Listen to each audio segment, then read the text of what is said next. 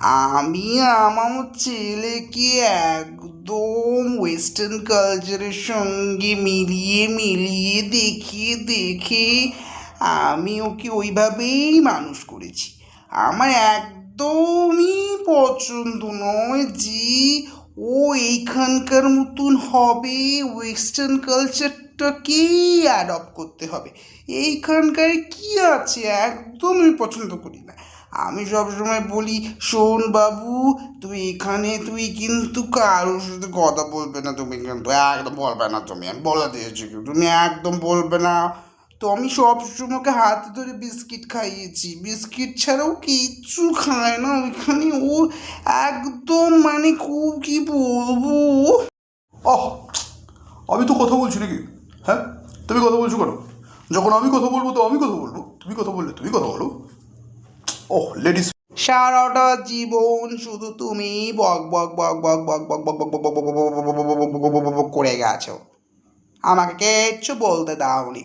এটা তো আমার ছেলের ফিউচারের ব্যাপার, তো এটা আমি কিছু বলবো না, আমি কিছু বলবো না, তুমিই বলবে। চুপ করে বসো। ওহ লেডিস ফার্স্ট।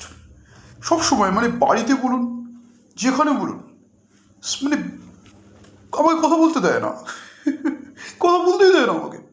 বলো বলো বলো, এখানেও অবধি। আমি বারবার ওকে বলেছি তুই ইউকে যা, তুই দরকার হলে তুই লন্ডনে থাক, তুই তুই এইখানে থাকিস না, তুই ইটালি যা, তুই ফ্রান্স যা, তুই যেখানে ইচ্ছে তুই ফরেন ছাড়া কোনো জায়গায় আমার মনে হয় না যে একটা ডেভেলপমেন্ট যদি বলেন, একটা ডেভেলপমেন্টের ব্যাপার আছে। তো সে ডেভেলপমেন্টে একমাত্র ফরেন ছাড়া হয় না, এই দেশে কিছুই সেরকম নেই।